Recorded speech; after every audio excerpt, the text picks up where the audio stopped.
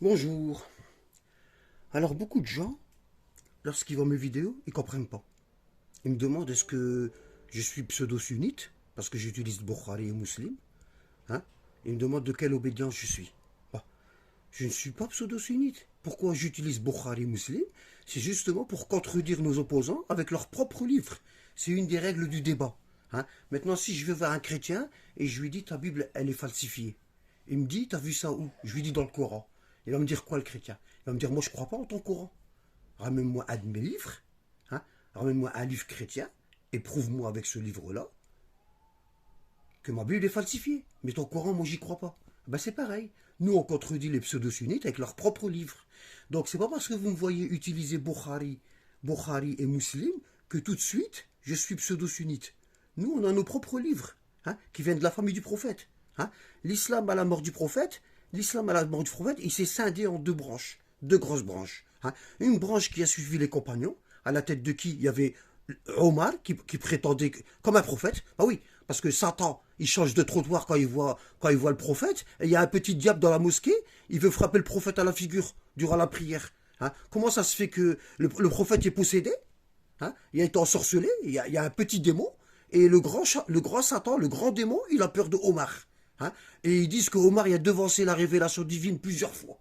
Hein. Omar il a parlé, il a sorti le verset du Coran avant Dieu. Et ensuite Dieu l'a confirmé. Hein. Donc pour eux, Omar c'est un prophète. Hein. D'ailleurs, Omar il a changé toute la tradition du prophète après sa mort. Tout ce que le prophète avait instauré, Omar il l'a changé. Il a ramené une nouvelle sunna, la sunna des compagnons. Voilà. C'est pour ça, il y a beaucoup de musulmans, ils deviennent coranistes. Ils croient plus en cette branche, c'est-à-dire les hadiths. Hein. Mais ils n'ont jamais été voir l'autre branche, les hadiths des descendants du prophète. Parce que nous, on n'utilise pas les mêmes livres que les pseudo-sunnites. Nous, on a le Kafi le Koleini, on a Man la yahdaruhu le Kafi, Man la yahdaruhu le Faqih. Hein. Ça, c'est des livres c'est des livres de hadith qui viennent des descendants du prophète. Ça, c'est des livres de hadith qui viennent des compagnons. Ici, il y a beaucoup de falsifications. Et ici, hein, les hadiths, ils sont plus en concordance avec le Coran. On ne dit pas que tout est authentique comme les pseudo-sunnites. Les pseudo-sunnites, ils disent que Bukhari et Muslim, tout est authentique. La preuve, sahih. Sahih, ça veut dire authentique. Et ici, vous ne voyez pas écrit sahih. Hein, parce que nous, on sait que dans les livres chiites, il y a des hadiths inventés qui se sont immiscés. Ils ont été glissés dedans, exprès, pour tromper les gens. Tu vois. Mais nous, on les connaît, les hadiths qui ont été immiscés dedans. Parce qu'on les compare au Coran, et automatiquement, ils contredisent le Coran. Donc, ici, l'islam que les gens connaissent, hein, de nos jours, c'est-à-dire 80% des musulmans, hein, il vient de Omar. Hein, ensuite de Abu Bakr et d'Aïcha. Parce que c'est Aïcha qui a mis Omar au pouvoir. Parce que son père il était faible. Hein. Elle a dit à Omar, tu m'aides à mettre mon père, il est vieux, il va pas rester longtemps, et mon père il va te désigner. Et Abu Bakr, quand il est mort, il a désigné Omar. Hein. Ensuite, ils ont suivi les hadiths des voisins du prophète, Abu Huraira, Anas ibn Malik, tous les autres compagnons, le Mughira ibn Shu'ba, hein, et ça, alors ils vénèrent les compagnons. Hein, et de tout ça, on est résulté Bukhari et Muslim, et d'autres livres pseudo-sunnites. Mais les plus importants, c'est ceux-là. Voilà. Et dedans, il y a des choses incroyables, inimaginables. Comme quoi Aïcha, elle dit que le prophète l'a épousée à 6 ans. Nous, on n'a pas ça ici.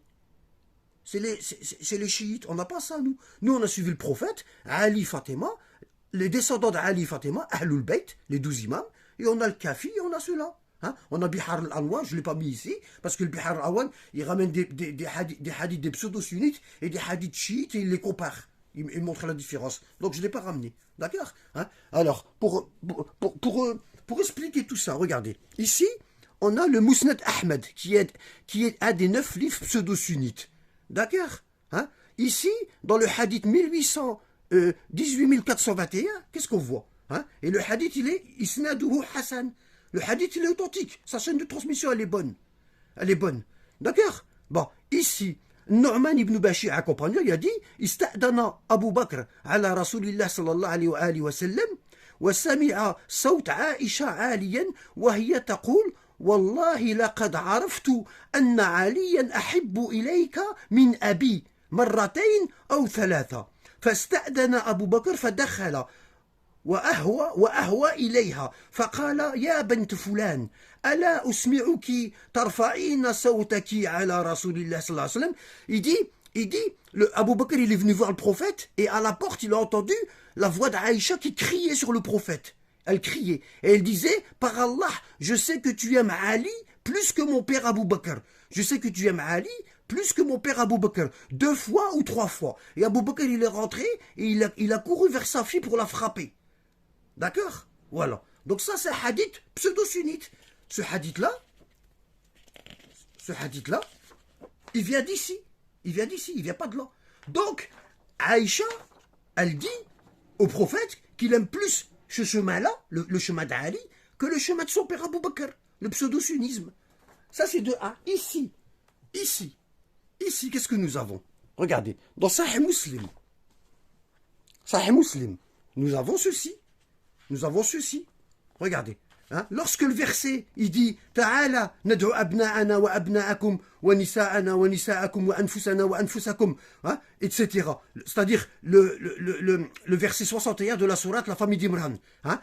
Quand le verset là a été révélé, hein? Le prophète a pris, il a appelé Ali, hein? Il a appelé Fatima, Hassan et Hussein, et il a dit oh mon Seigneur, ce sont les miens, ma famille, les miens, ma famille. Et ici, tu vois que les compagnons, ils insultaient Ali. Les compagnons, à la mort du prophète, ils insultaient Ali.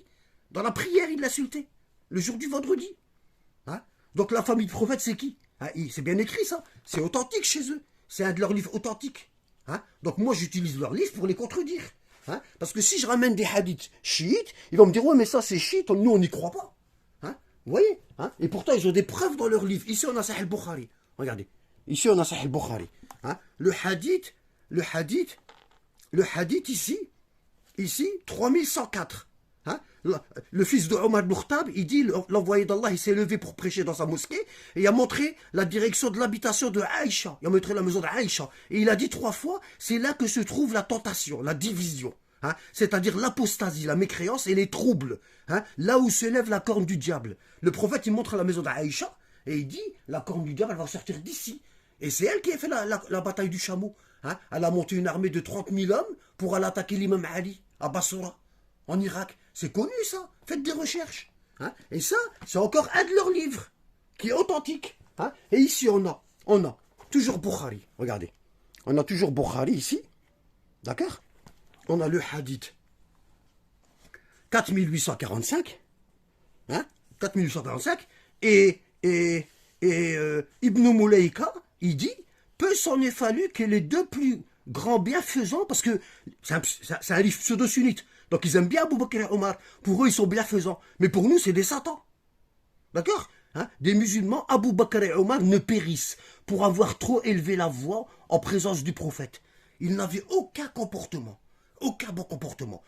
Les 2 premiers califes, pseudo-voleurs, usurpateurs, ils n'avaient aucun bon comportement. Ils élevaient la voix au-dessus de celle du prophète, jusqu'à ce que le verset du Coran a été récité. Oh, vous qui croyez, n'élevez pas la voix au-dessus de celle du prophète.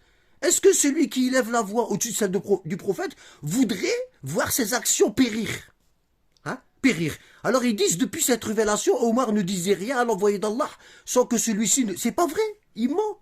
Parce qu'à la mort du prophète, le prophète, alayhi salam, il a dit, donnez-moi de quoi écrire. Je vais vous écrire un testament, hein, dans lequel vous n'allez pas vous égarer. Et Omar, il lève la voix et il dit non, on a le Coran.